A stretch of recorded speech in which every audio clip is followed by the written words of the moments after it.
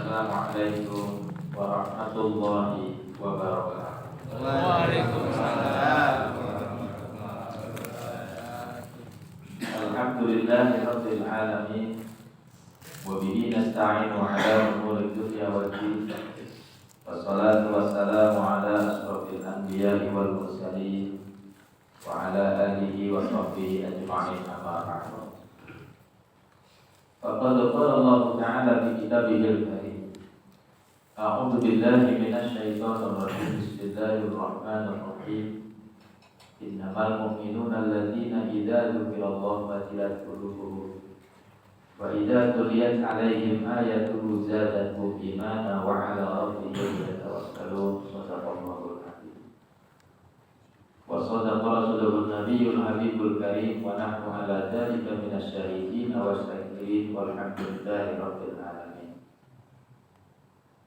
Yang kami muliakan segenap para kesepuhan jamaah sholat maghrib Masjid Al-Mukarramah yang insyaallah dimuliakan Allah Subhanahu wa ta'ala. Amin. Puji syukur kehadiran Allah, alhamdulillah, pada saat malam hari ini kita bisa berkumpul dan bisa melaksanakan salah satu kewajiban, yakni sholat maghrib. Alhamdulillah kita sudah laksanakan. Mudah-mudahan ibadah-ibadah kita senantiasa diterima oleh Allah Subhanahu wa ta'ala. Shalawat dan salam semoga Allah tetap curahkan atas baginda Nabi Muhammad sallallahu alaihi wasallam. Para jamaah sekalian yang dimuliakan Allah, pertemuan kita pada saat malam hari ini seperti biasa, kajian kita di dalam kitab Ashahihul Hibah. Insyaallah malam hari ini kita akan membahas di dalam makalah 33. Bismillahirrahmanirrahim. Qala mu'allif rahimahullahu ta'ala wa nafa'ana bihi. Allahumma anfa'na bima 'allamtana wa 'allimna bima yanfa'una ya arhamar rahimin. Bismillahirrahmanirrahim. Wal maqalatus salisatu wassalasuna. An Ibni Abbas radhiyallahu anhu annahu qala az-zuhdu salasatu akhrufin zayyun wa haqun wa dalun. Fazayyun zadul lil ma'an wal haqu hudal lid-din wad dalu dawamun 'ala ta'ah. Wa qala fi mawdi'i akhar az-zayyu tarkuz zina wal haqu tarkul hawa wad dalu tarkud dunya. Di dalam makalah ke-33, yaitu datangnya ucapan dari Ibnu Abbas radhiyallahu anhu. Beliau adalah sepupunya baginda Nabi Muhammad sallallahu alaihi wasallam yang bernama Abdullah bin Abbas bin Abdul Muttalib. Beliau mengatakan, meriwayatkan salah satu ucapan baginda Nabi Muhammad sallallahu alaihi wasallam. Az-zuhdu salasatu akhruf. Beliau mengatakan bahwa zuhud itu terdiri dari 3 huruf. Yang pertama za, yang kedua ha, yang ketiga dal. Adapun kalimat zuhud ini setiap hurufnya mengandung arti dan makna. Jangan sampai kita tertipu dengan bahasa manusia yang mengatakan dirinya sudah zuhud. Banyak orang yang berani mengatakan saya sudah zuhud, bahkan saya lagi zuhud. Adapun orang yang mengatakan dirinya lagi zuhud ataupun dia sudah berzuhud, harus ada arti di dalam kalimat zuhud yang dia amalkan di dalam kehidupan sehari-hari. Yang pertama, orang yang zuhud, za, huruf yang pertama adalah zai.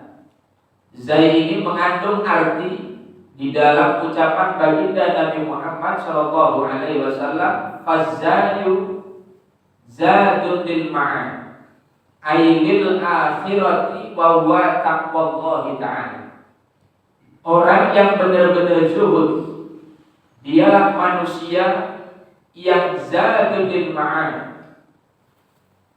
Ketika saat dihidupkan oleh Allah di dunia, dia mempersiapkan saat pulang kepada Allah bekal untuk dibawa di hadapan Allah Subhanahu wa Ta'ala.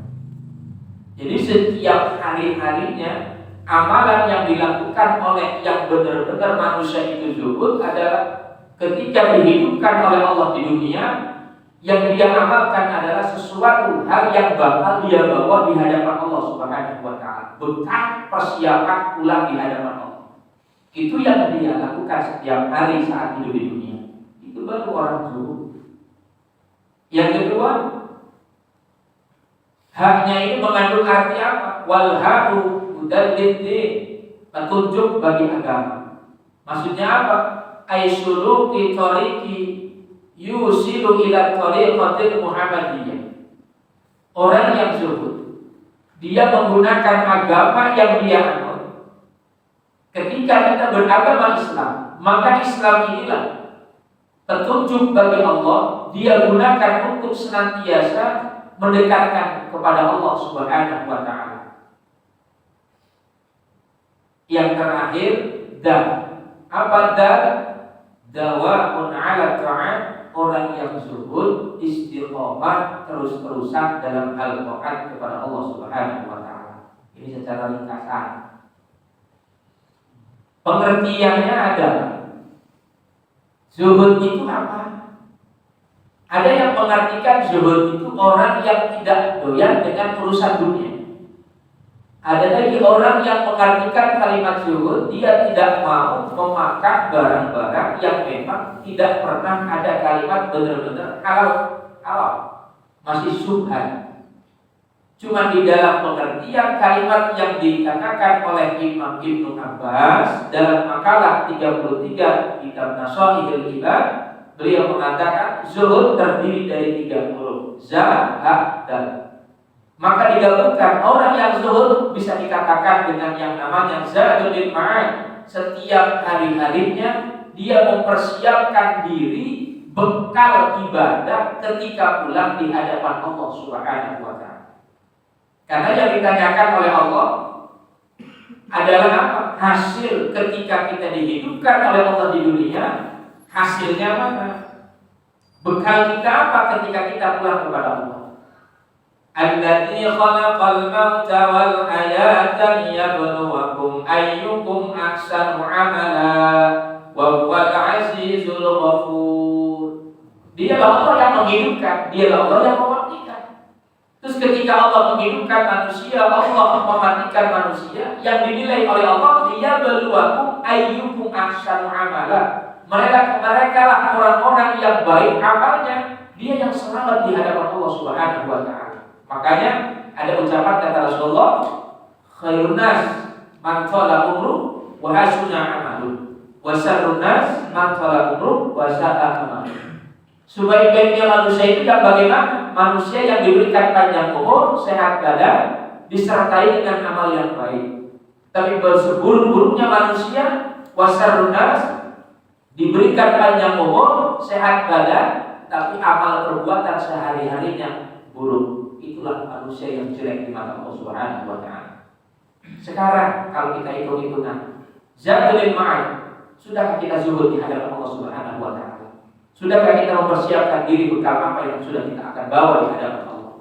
Seandainya Allah wafatkan kita saat ini, Allah wafatkan kita dalam keadaan miskin amal, ketika ditanya oleh Allah bekal apa yang sudah kita persiapkan menuju Allah Subhanahu wa Ta'ala? Bekal yang seperti apa?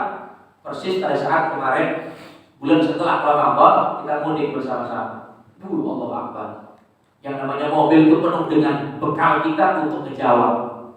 Di mobil itu penuh makanan, bahkan koper pun penuh dengan baju bekal yang mesti kita bawa persiapan pulang kampung. Dan seandainya di tengah jalan sanggup bekal kita habis, antara tempat kampung halaman dan tempat tujuan itu hampir sama pertengahan. Maka pada saat di pertengahan sanggup bekal kita habis, saat itu kalau masih di dunia, yakin Bapak kita masih bisa via telepon, Dek tolong jemput kakak di pertengahan, karena memang kakak sudah habis untuk sanggup nyampe di kampung halaman. bisa disusul, bisa dijemput, bisa. Cuman pertanyaannya kalau seandainya kita wafat hari ini dan bekal amal yang kita bawa di hadapan Allah kurang di tengah jalan akan kehabisan. Sedangkan perjalanan kita di akhirat masih jauh. Mana sebelum kita menyampai di akhirat, perjalanan awal yang kita akan hadapi adalah apa? Baina dunya wal akhirat al-qabr. Kehidupan yang akan kita tempati setelah dunia sebelum datang ke akhirat adalah kuburan. Berapa tahun nanti kita di alam kubur? Kalau seandainya kita wafat hari ini, kapan kiamatnya? Sebelum terjadi kiamat kita tidak akan dibangunkan oleh Allah Subhanahu wa taala. Pertanyaannya, cukupkah dengan umur 63 tahun? Diambil umur balik 12 tahun. Berarti sisanya berapa? 50? 57? Apa 58? Hah? 51? Cukupkah 51 tahun? Ibadah kita pada saat kita hidup di alam kubur dengan ratusan tahun. Sedangkan bandingkan apa? 1 menit kita di dunia, 1 tahun di alam kubur. Terus bekal apa yang sudah kita siapkan? Bekal sholat yang mana yang tidak diterima oleh Allah? Bekal sedekah mana yang tidak pernah kita ceritakan? Bekal puasa yang sebelah mana kira-kira keikhlasan kita di hadapan Allah? Makanya orang yang seperti itu hidupnya tiap hari memikirkan bekal pada saat dia pulang di hadapan Allah masih ada atau tidak. Saldo kita di dalam rekening tiap hari mungkin terdeteksi dengan kalimat tinggal berapa saldonya, hampir tiap bulan kita kerja. Kalau saat saldonya limit apa kita tambahkan. Tapi tidak ada yang mampu melihat saldo akhirat kita, bekal akhirat kita masih ada atau tidak. Tapi yang dikatakan oleh Rasulullah SAW, mencari bekal itu lebih mudah. Yang lebih mudah lagi menghilangkan bekal akhirat. Nah, ini yang sulit. Makanya orang yang zuhud bisa diartikan dengan manusia yang hidup di dunia, dia selalu memikirkan bekal yang akan dia bawa ketika pulang di hadapan Allah Subhanahu wa taala. Ya mudah-mudahan tiap malam Ahad ini salah satu bekal yang telah nanti menyelamatkan kita di hadapan Allah Subhanahu wa taala. Sama halnya dengan bulan ini, bulan Dzulhijjah. Kita sama-sama lagi benar-benar fastabiqul khairat. Apa? Bekal untuk perjalanan kita dari alam kubur menuju alam akhirat. Apa? Kurban. Ini bekal kita sama. Karena yang dibutuhkan bukan Allah, yang dibutuhkan kita sendiri. Kalimatnya juga apa? Inna a'tayna kal kausar fasalli. Kalimatnya fa. Apa kata Allah? Sesungguhnya kami memberikan nikmat kepadamu karena manusia al-kausar banyak. Fasalli.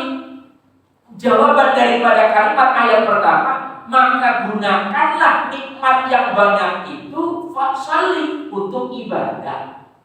Wanhan maktuf kepada apa? Atof kalimat yang fasalli.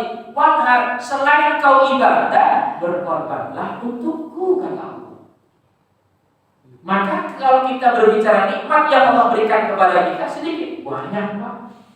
Dari semenjak kita nggak bisa jalan, sekarang masih bisa jalan. Semenjak kita nggak bisa melihat indahnya dunia, cuma sebatas atap doang kita lihat waktu kita baru lahir. Sekarang apapun kita lihat.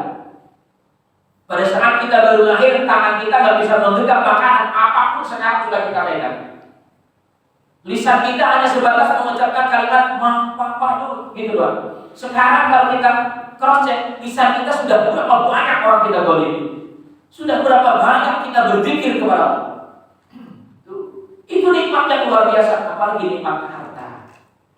Dari semenjak Bapak mengais rezeki dari Allah melalui perusahaan, dari tiap bulan dari yang dulu digaji cuma 700 atau 800 sering 1 juta, sampai saat ini pun kita sudah pensiun, sudah berapa miliar Allah berikan harta kepada kita. Dan ketika saat Allah berikan itu benar, sudahkah engkau berani berkorban dari harta titipan Allah? Makanya korban ini bukan sekedar kita seremonial, tapi apa? Menguntungkan untuk kita. Karena korban itu menjadi salah satu bekal kendaraan yang bakal menyelamatkan kita dari perjalanan alam kubur yaumil ba'si, yaumil barzah. Pada saat itu menuju ke mana? Dari alam kubur menuju alam mahsyar, dari alam mahsyar ke alam mizan, alam mizan, alam hisab, alam hisab, jembatan siratal mustaqim, baru neraka surga.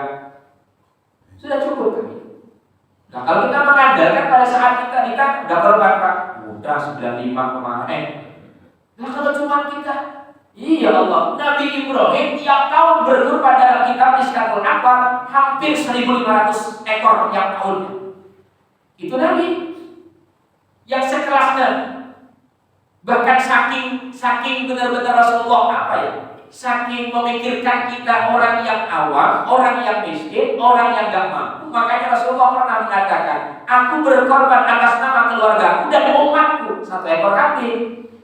Itu apa? Meringankan beban umatnya yang nanti kalau ada gak mampu dia berkorban, sudah ditanggung sama Rasulullah. Tapi jangan diartikan dengan sekarang. Cukup 1 ekor kambing, keluarganya 10. Nah siapa kita? Kalau Nabi Muhammad yang ngomong pasti diterima, sekalipun bukan kambing.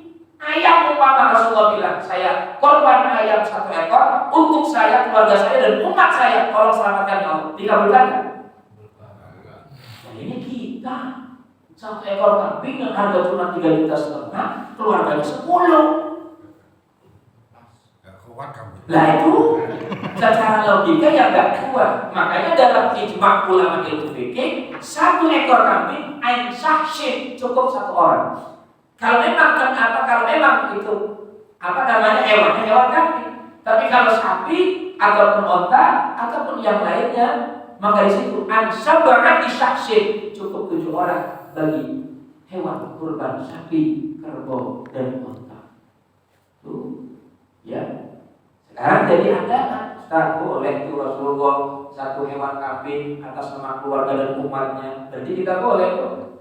Berarti udah coba kalau mukoromah 1 hewan kambing aja itu 1. DKM niati Pak DKM 1 hewan kambing untuk seluruh warga RW Al-Mukarramah. Cukup. Gimana perasaannya? Ya kalau kita ngambil dari itu karena memang Rasulullah apa? Memikirkan kita umat yang gak mampu. Makanya sudah ditanggung sama Rasulullah Shallallahu Alaihi Wasallam. Sama persis kalau kita kaitkan dengan pada saat Rasulullah diambil rohnya oleh Allah, cukup saya yang menanggung rasa sakit mereka ketika diambil rohnya ya Allah. Kalau seandainya dulu Rasulullah tidak doa itu, alhamdulillah persis kayak tubuh kita di sebelahnya, ngamuknya luar biasa, sakitnya luar biasa. Maka kembali ke persoalan zuhud. Orang zuhud itu seperti apa? Ialah mereka yang selalu hidupnya memikirkan bekal akhirat. Karena kita bakal hidup selamanya di akhirat. Ad-dunya darul mamah, wa al-akhirata darul mamah. Dunia tempat lewat, akhirat tempat tinggal. Kita di Madura ini lagi lewat, cuma dikasih lewatnya agak aman. Mana coba? Ada yang sudah berumur 60, 50, 70, kan agak lama. Hati-hati, takut lupa. Kita masih lewat. Kan ada yang cuma lewat 1 menit di dunia, ya biar sama Allah. Maka selagi Allah memberikan lewat kita agak lama, manfaatkan selagi lewat. Kalau ada yang manfaat untuk di akhirat di bawah. Contoh, pada saat Bapak lewat di tempat yang memang kita tuju saat kita berkunjung untuk jalan-jalan. Lewat di pasar, kita lewat doang. Kira-kira yang manfaat akan di rumah kita saat kita pulang apaan kira-kira? Kalau yang kita butuhkan kulkas ya beli kulkas, karena kita butuhkan di rumah. Kalau kita lewat butuhnya ini bumbu ini ya udah kita bawa. Begitu saat kita pulang kepakai nggak? Manfaat apa tidak? Manfaat. Selagi kita masih diberikan lewat di dunia ini agak lama dan kita nggak tahu kapan wafatnya, ambil yang bakal kita bawa di alam kubur. Bisa? Paham? Jelas ya? Terus baru 1. Yang kedua itu namanya zuhud. Za yang pertama. Yang kedua hurufnya ha. Apa hudal titik? Apa hudal titik? Hanya ini petunjuk agama.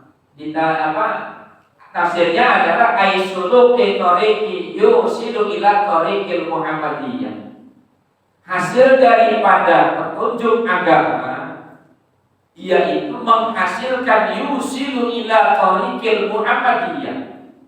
Agama yang kita anut, Islam, orang yang zuhud dia akan mengamalkan perintah agamanya agar menuju tarekat Muhammad. Maksudnya apa? Mendekati perilaku Nabi Muhammad. Makanya kenapa Allah mengatakan melalui lisan beliau Rasulullah, inna bu'istu liutammima makarimal akhlaq. Sesungguhnya aku diutus nih tidak ada lain untuk menyempurnakan akhlak manusia. Maka ketika kita menganut agama Islam, harus siap kita bakal mencontoh akhlak Rasulullah dalam hal apapun, perilakunya, jalannya, ucapannya, bahkan ibadahnya, semua harus mencontoh baginda Nabi Muhammad SAW. Dan Islam yang kita anut adalah memang inilah yang Allah katakan. Bahkan Allah katakan, "Ara'aital ladzi yukadzibu bid-din." Apakah kalian tahu kata Allah? Siapa yang mendustakan agama? Apakah mereka orang non-muslim? Mereka orang-orang Yahudi? Ternyata orang yang mendustakan agama itu kita sendiri. Orang kita sendiri yang tidak yakin dengan agama yang kita anut. Makanya kenapa ada kalimat fisilmi kafah? Masuklah Islam dengan Islam yang kafah. Ya Allah, kalau kita bahas Islam yang kafah yang bagaimana? Dan kita fokusnya apa?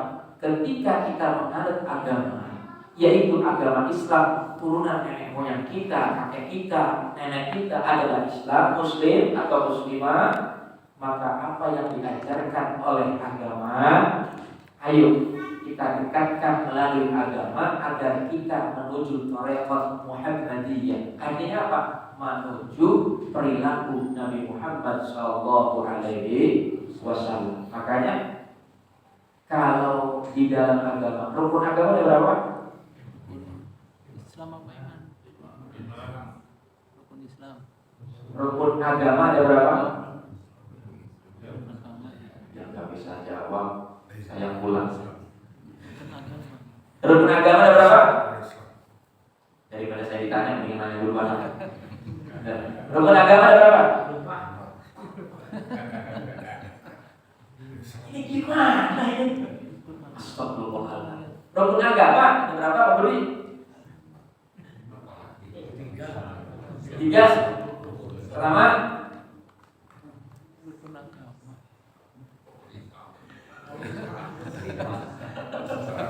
Pertama berkeyakinan hidup. rukun agama yang pertama iman, keyakinan. Terus Yang kedua percaya. ya sama aja Pak.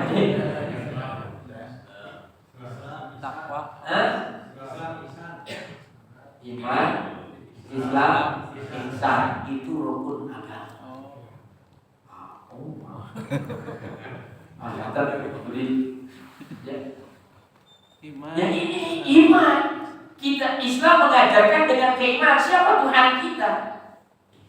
Qul huwallahu ahad, Allahus samad, lam yalid wa lam yulad wa lam yakul lahu kufuwan ahad. Dialah Allah Tuhan kita yang menciptakan kita, yang menghidupkan kita, yang memberikan apapun yang kita minta. Apapun yang kita minta Allah kabulkan. Cuma dengan masa-masa yang memang kita tidak tertentu mana tuh tepat dan saat dikabulkan doa kita oleh Allah. Itu agama.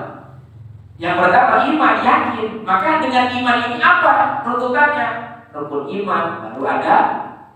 Orang yang beragama ada rukunnya. Mana? 1, iman kepada Allah, iman kepada malaikat, iman kepada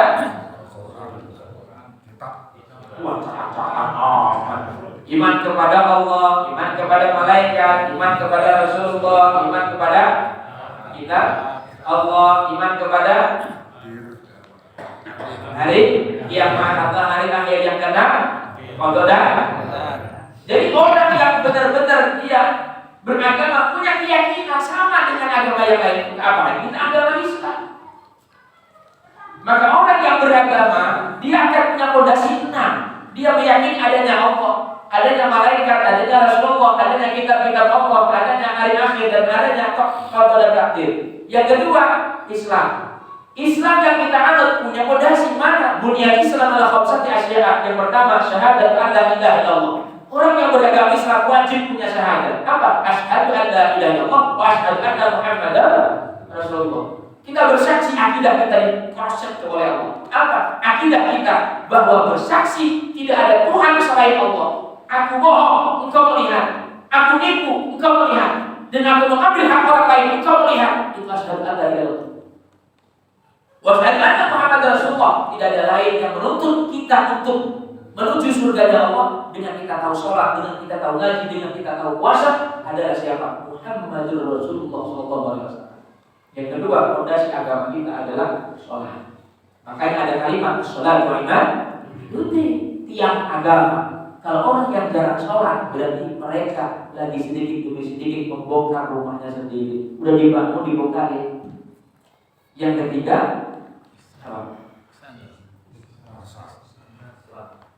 habis sholat, jangan. Maka dalam agama kita, mesti apa yang kita bersihkan?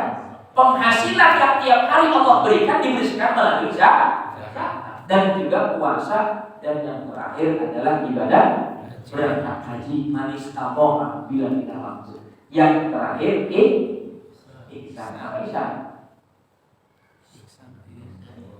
PR lah. Saya tahu semua. Nanti nggak selesai. Apa ihsan? Apa Pak? Ada tapi Pak.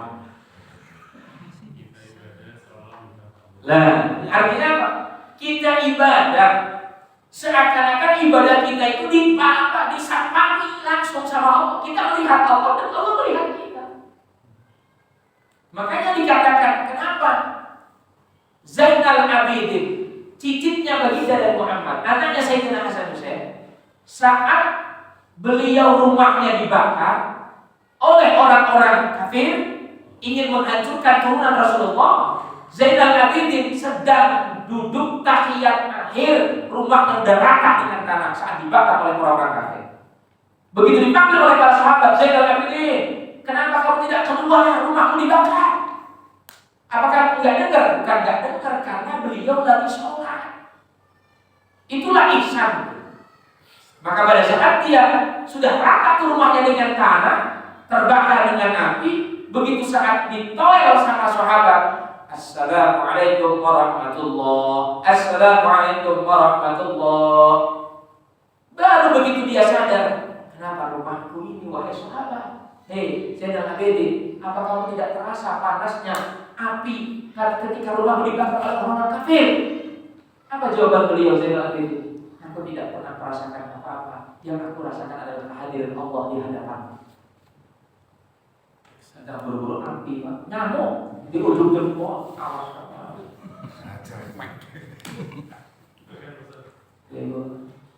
Kalau syahadat itu perlu diucapkan kembali tidak atau kita di dunia ini. Soalnya kalau ada istilah syahadat itu sholat satu itu yang masalah syahadat. Yang keduanya terkait sholat, kadang kita dari dulu juga ada yang bolong-bolong, banyak yang bolong kan. Untuk menutupi yang bolong-bolong yang tahun-tahun lama, maksudnya apa yang harus kita lakukan sholat apakah yang bolong-bolong lain. Persoalan yang namanya syahadat, memang kalau kita mengkaji tentang akidah atau ketauhidan, kita ini kalau rem udah nyeplos, sudah kayak gak yakin adanya Allah. Itu kenapa? Karena seakan-akan kita menggampangkan ketika kita tertipu dengan urusan dunia, Allah ditiadakan. Udah gampang, takut dosa, udah gak ada yang lihat. Yang penting masuk kantong aja, gampang. Yang penting kan gak ada yang lihat. Terus Allah kemana? Terus arti syahadat kita berarti udah luntur ke syahadat. Makanya kenapa pada saat kita menikah, padahal kita sudah Islam, kenapa mesti ada syahadat? Mentajdidkan akidah tauhid kita pada saat kita menikah. Dan kenapa pada saat kita asyhadu, tahu apa namanya tahiyat? Asyhadu an la, kan tahiyat. Awalnya ini begitu, asyhadu an la ilaha illallah. Artinya berangkat. Dalam hati kita mengiktikadkan bahwa tidak ada Tuhan selain Allah. Allah Maha melihat, Allah Maha mendengar, Allah salah satu. Makanya diangkat dalam ilmu fikih. Dalam kitabnya Hayat Zain karangan Syekh Nawawi mengatakan pada saat kita tahiyat awalnya kan gini, begitu asyhadu an la ilaha illallah angkat, tapi nggak digerak-gerakin, nggak ada, cuma diangkat doang dalam kitabnya Hayat Zain. Itu Pak. Jadi apakah memang kita harus dibaikat kembali? Kalau kita masuk di dalam thariqah, ya perjalanan kita ke thariqah ataupun mengenal yang namanya akidah tauhid kita dan menuju ada jalan thariqah naqsabandiyah, thariqah sadiriyah, pokoknya maka di situ ada kenapa ada dibaiat kembali agar memurnikan tauhid kita kepada Allah Subhanahu wa taala. Dan kalau untuk kita bagaimana untuk membaiat sendiri? Udah sehari, 2 hari, 3 hari, sebulan ketemu dengan tahun kita kok bisa? Bisanya bagaimana? Sehari. Tahun ini saya kurang yakin sama tahun depan jangan sampai. Makanya dalam kitab Ahli Hikmah jangan pernah tinggal Bismillah, syahadat, sholawat. Itu yang dibaca hampir pada sholat 100 itu ulama Ahli Hikmah. Bismillah untuk apa? Kita mengenalkan Bismillahirrahmanirrahim. Allah Maha Pengasih dan Penyayang. Untuk menyempurnakan bismillah syahadat kita. Dan yang ketiga sholawat kepada Nabi. Yang kedua tentang masalah sholat yang sudah kita lewat. Waktu dulu saat kita udah balik, waktu SMP, terus SD udah balik kan. SMP jarang sholat, ketemu sholat pun paling lebaran doang mungkin. Terus pada saat kita puasanya dulu Ramadan kita puasa berapa hari? Kenanya paling ujungnya doang karena umpama. Terus bagaimana untuk sangat disayangkan ketika kita masih diberikan kesempatan hidup oleh Allah dan mengenang pada saat tempo dulu sholat kita banyak yang ditinggal. Bagaimana caranya? Dalam kitab halaman 3 kalau nggak salah di Fathul Mu'in, Imam Romli mengatakan, bahkan Ibnu Hajar mengatakan boleh sholat yang dulu kita lewati diulang kembali. Setiap sholat 5 waktu kita sholatnya 2 kali. Niatnya apa? Sholat qadha. Ya, tapi nggak usah disebut sholat qadha zaman dulu, nggak usah di zaman dulu. Jadi sholat qadha aja. Bahkan kata Imam Romli di situ dijelaskan sunnah muakkad. Kita menjalankan sholat kembali dulu untuk menutupi. Itu caranya. Ada istilah sholat kifarat itu kenapa? Kenapa? Ada istilah sholat kifarat. Lah, sholat kifarat itu biasanya kalau sholat kifarat yang di dalam salah satu keterangan, contoh kita punya orang tua kita udah nggak mampu sholat. Begitu pada saat kita sayang sama orang tua kita yang melaksanakan sholat untuk orang tua kita. Ada lagi yang ulama mengartikan sholat kifarat itu sholat di mana yang kita laksanakan untuk menutupi ibadah sholat kita yang dulu itu ada. Cuma bagus mana? Sama halnya di dalam kitab Fathul Mu'in, mumpung kita masih sehat, sholat maghrib kita 2 kali, sholat isya 2 kali. Karena kita nggak tahu berapa waktu yang kita tinggalkan. Boleh Ustaz? Boleh. Silakan. Mumpung masih kuat. Kalau udah nggak kuat lagi mah nggak bisa nanti. Gimana mau pulang?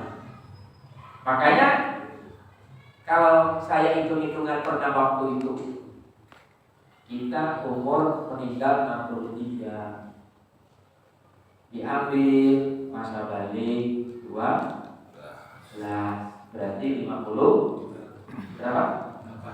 81 tadi? 51. mulai kita mengenal ibadah, rajinnya umur berapa?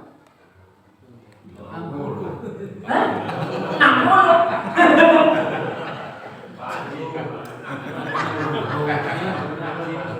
Ngaku Pak Haji. Kita umpama umur mulai rajin umpama umur 40. Berarti tadi itu 51 diambil, berarti tinggal berapa? 11. Coba kan? Umpama nih umpama. Tekor kan? Bandar. Nah, untuk baru kita nutupin dosa sholat aja dulu. Dengan sholat kita yang sekarang cukup enggak? Gitu aja. Itu baru dosa sholat. Belum dosa puasa Ramadan. Belum dosa kita nipu, ngambil uang orang tua dulu. Ngambil hak orang lain. Belum nipu, belum bohong. Belum kita, pokoknya banyak lah. Aduh ya Allah ya Rabbi. Makanya kalimat juhud itu orang yang juhud, yang ada dalam pikirannya dan langkah kakinya, bagaimana caranya mengumpulkan bekal supaya cukup nanti pulang di akhirat. Kita aja kalau kita pulang kampung nggak pengen pulang itu dalam keadaan rumah kosong. Yang ditanya oleh anak-anak dan istri kita apa? Oleh-oleh. Oleh-olehnya mana? Masa nggak punya anak nggak bawa oleh-oleh?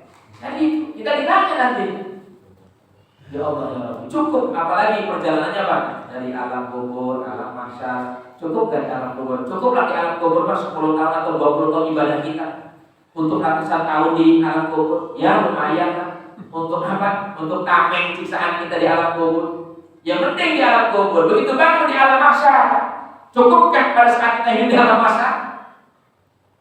Pada saat kita berdiri di alam hisab, sedangkan kata Rasulullah kan apa? Ada 4 hal yang sebelum nanti bertemu dengan Allah kita berbaris di alam mahsyar. La tazula qadama 'abdin yaumal qiyamah hatta yas'alu an arba'in shalih. Tidak akan bisa melangkah tumit kita menuju ke depan atau ke belakang saat di pada masa sebelum nanti Allah mempertanyakan 4 hal. Ingat Pak? Pas saya bahas, saya pernah bahas. Ada soalnya di nasi udah lewat. Ingat Pak, tebakan. 4 tuh. Yang pertama, Allah akan bertanya tentang an-umrihi fima abla. Saat aku berikan umur wahai hikmatullah di dunia, mana hasil umurmu di dunia? Yang kedua, Allah memberikan masa muda saya. Coba mana masa muda kamu, masa tuamu, masa tua dengan masa muda, ibadahnya banyak mana? Tuh. Dan Allah berikan lagi, Allah tanya lagi tentang masalah apa? Semua masa muda kita, ilmu kita ditanya. Aku berikan ilmu saat di dunia, diamalkan kemana? Diamalkan atau tidak ilmunya? Yang terakhir, aku berikan harta. Dari mana kau dapatkan? Dibelanjakan kemana? Beda, kalau umur cuma 1 ditanya. Yang kedua, kesehatan kita ditanya tentang masa umur sehat, ditanya cuma 1 kali. 2, masa muda sekali. Yang ketiga, ilmu sekali. Tapi kalau masalah harta, dari mana kau dapatkan? Dibelanjakan kemana? Harta itu 2 kali ditanya sama Allah Subhanahu wa taala. 4 pertanyaan sebelum nanti kita ketemu sama Allah. Allah nanya itu Pak. Untuk Rasulullah saking sayangnya sama kita, Rasulullah kasih kisi-kisi. Nanti kalau kita kumpul di pada masa, Allah bakal nanya. Pertama umur, kedua masa muda, yang ketiga ilmu, yang keempat harta. Sekarang jawab sebelum nanti. Itu ada PR. Bukan untuk kenapa? Iya artinya untungnya Rasulullah masih tahu kan kisi-kisinya tuh. Berarti sudah saking ya Allah enak kita ya. Saking sayang Rasulullah sama kita. Nanti wahai umatku ketemu sama Allah sebelum nanti di padang mahsyar, bangun dari padang mahsyar, Allah bakal nanya 4 hal. Persiapkan dulu. Nanti dulu waktu ditanya sama Allah umurnya kemana aja. Yang kedua, Allah nanya masa muda kita, ngapain aja masa muda kita, catetin. Kayak gitu. Allah nanya yang kedua, ilmu kita ngaji dari sini, kita dapat ilmu dari sini, diamalkan kemana? Diamalkan atau tidak? Apa cuma dipendam doang, terus hilang? Kan atau minggu ini pembahasan ini, minggu lagi bahas ini. Begitu ujungnya apa? Wah, lupa semua. Tuh. Yang terakhir, harta yang kita dapatkan selama ini ditempelkan di rumah, ditempelkan untuk mobil, ditempelkan untuk anak, ini dari mana kita dapatkan? Dibelanjakan kemana? Itu pertanyaan dari Allah. Tanya Pak Ustaz. Ya. Tadi mau bikin golongan nih, yang belum sholatnya. Ya, sholat. Saya mohon petunjuk doanya, jangan sampai nanti saya melaksanakan ukupin dengan doa yang salah. Misalnya nawaitu usolli fardhu maghrib minal qudui itu atau bagaimana? Pada saat kita melaksanakan qadha, cukup sholli fardhu maghribi salasa raka'atin mustaqbilal qiblati qadha'an lillahi. Saya sholat maghrib 3 rakaat menghadap kiblat, ya, qadha karena Allah. Ustaz, saya pengen cepatlah, pengen nambah bolong-bolongnya, nggak mesti nunggu waktu. Habis bisa saya kedul semua sholat. Asar, maghrib, isya, subuh, terus gitu ada sampai. Gitu. Boleh, silakan. Nggak mesti nunggu waktu. Namun ini kalau ada umur, nggak mau? Besok aja doa. Besok mati. Dan kamu doa hari mana? Ya, udahnya itu. Makanya boleh, itu niatnya. Niat foto, waktunya kapan? Silahkan kita pakai. Karena saya tambahin Ustaz untuk menanyakan masalah foto tadi ya. ya. Itu sengaja yang ditinggalkan apa benar-benar tidak sengaja? Ya. Dalam hukum foto ada 2 versi. Ada ini nyeleweng ke fikih ya. Ini namanya siapa ya? Saya nggak mau.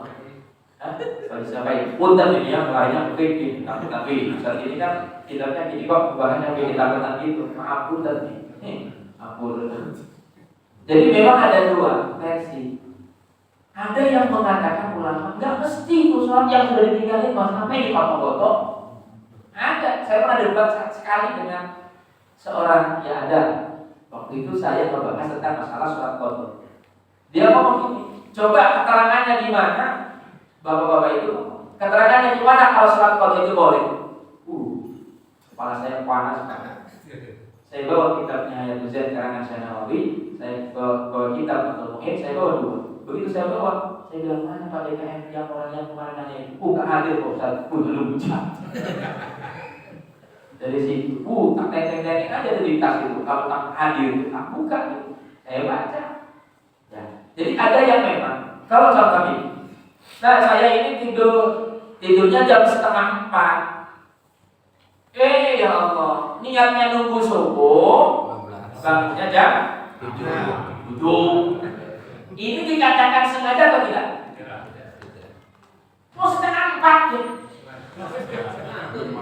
ya? Awas. Ada dikatakan tidur sengaja dan tidur tidak sengaja beda. Kalau tidur sengaja mendekati waktu subuh, mendekati waktu sholat, kita ketiduran lama itu tidur sengaja. Kenapa kalau waktu mau datang kita tiduran? Jalan-jalan aja dulu. Kita sengaja tidur. Nah, sengaja tidurlah nunggu waktu kan sengaja karena mendekati waktu sholat. Tapi kalau contoh jam 2:30 kita tidur, atau jam 2 kita tidur, atau jam 10 kita tidur, bangun terasa tuh telinga nggak pernah mendengar telinga nggak mendengar alarm, dan juga yang membangun istri kita nggak dengar gitu sambil pulasnya, bangun jam 6 ya jam 7 gimana? Itu tidak sengaja. Tapi kalau seandainya saat tidur kita alarm, tidurnya jam 10, begitu alarm jam 4 dengar, tidur lagi, begitu bangun sarapan. Ini namanya sengaja. Tapi jujur nih Pak Ustaz, Iya. menurut pengalaman saya sudah segini tidak ada kata-kata ketiduran itu menurut saya. Hanya yang sengaja mungkin iya. Ketiduran nggak ada, cuma sengaja tidurnya. Rasa tidur itu nggak ada.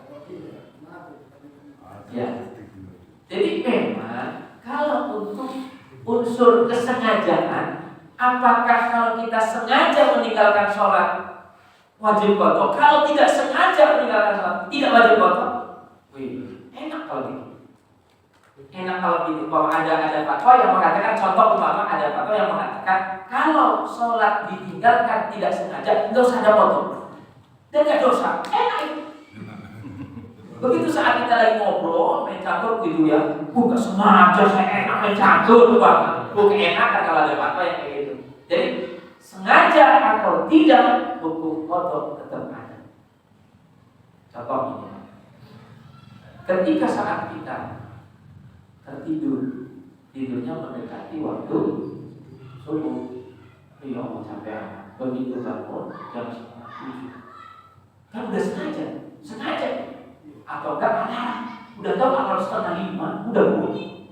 Bahkan ada orang tahir begitu saat itu, aduh ya Allah, bentar lagi bangun jam 4:30 sengaja. Maka saat bangun dari tidur itu wajib langsung ngambil air wudhu dan kita menyesali bahwa kita berdosa kepada Allah.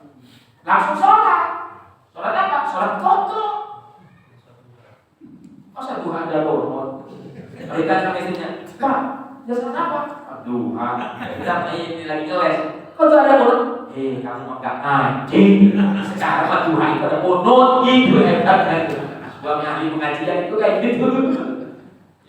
Jadi modelnya begitu. Mau sengaja atau tidak, tetap hukum qadha. Tadi itu kata Pak Haji, saya pengen menutupi yang bolong-bolong dengan cara kita mengqadha. Pengikhtiar namanya.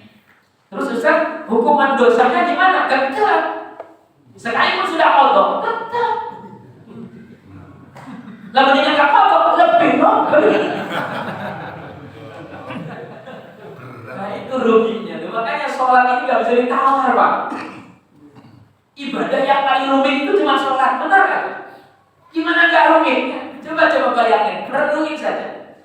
Bapak mengenal sholat mulai tahun berapa? Pak Haji coba. Ya Pak Haji, dari umur umpama dulu sekian, tahun berapa kan gitu ya? Mengenal sholat 45. Sampai sepuh ini sholat di tahun berapa, di tanggal berapa, di hari apa dan bulan apa? Khususnya kayaknya saya pribadi pun, ya Allah ya Rabbi subhanallah, menempuh sholat khusyuk itu sulit. Benar nggak Pak? Sulit Pak. Tapi yang harus benar-benar bisa khusyuk Pak, ya umuran bapak-bapak ini. Karena dari umuran saya, baru kemarin saya kenal sholat. Ibarat kalau belajar baru belajar kemarin. Kalau bapak-bapak dari dulu sudah mengenal sholat, seharusnya model ilmu yang lain, contoh Pak Haji mengenal ilmu tentang masalah bercocok tanam. Semakin tahun hari bertambah, semakin akan lihai lah menjadi menteri pertanian. Bisa jadi. Kenapa? Karena benar-benar. Tapi kalau ilmu sholat, semakin usia bertambah, bukan semakin hebat sholat kita. Waduh, semakin pikiran kita kemana-mana, acak-acakan. Udah takbir aja udah nggak kuat. Begitu kita mau duduk, mau rukuk aja udah pegang kemana-mana. Makanya benar kata Rasulullah, manfaatkan masa muda untuk ibadah. Karena masa muda saat itulah. Kenapa Rasulullah mengatakan Allah lebih mencintai orang yang masih muda taat ibadah daripada orang yang sepuh rajin ibadah.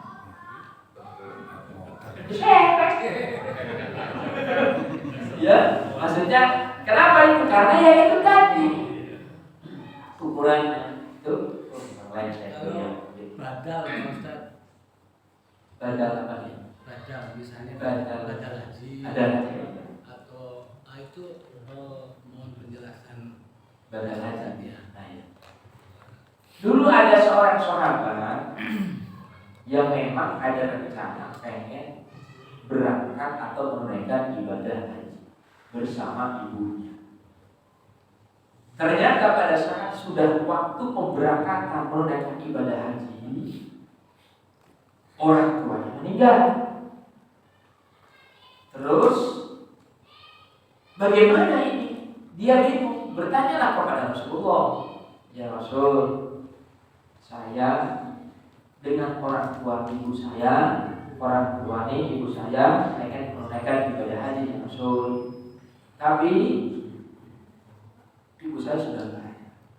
Bagaimana caranya ya Rasul? Kata Rasulullah, berangkatkan ibumu, niatkan hajimu untuk ibumu, maka ibumu sudah mendapatkan pahala haji dari saudara. Maka status bandar haji ambil dari Alhamdulillah. Terus awal waktu udah bunyi. Selesai.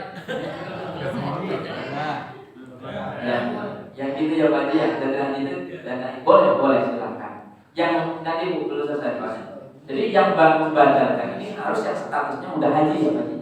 Kalau yang belum haji ya, contoh korban, lebar korban. Ustaz, ada yang nanya soal korban. Ustaz, saya belum berkorban, tapi saya ingin mengorbankan orang tua saya yang sudah meninggal. Terus bagusnya yang mana dulu? Saya bilang, kalau berkorban ataupun haji pun sama. Kita dulu nih yang masih hidup, kecuali yang meninggal itu wasiat baru dahulukan. Itu makanya yang haji ini yang kalau anaknya sudah haji, ya batalkan. Kalau memang kita nggak mampu untuk berangkat haji, tapi ada saudara yang sudah haji tapi berangkat lagi, tolong hajinya niatin untuk mama saya, ini untuk ujrohnya. Gitu. Makanya untuk dapat sertifikat sekarang itu kan ada untuk benar-benar dipakai bahwa ada data haji dalam hukum Islam. Apa Bu? Mana Bu? Oh iya.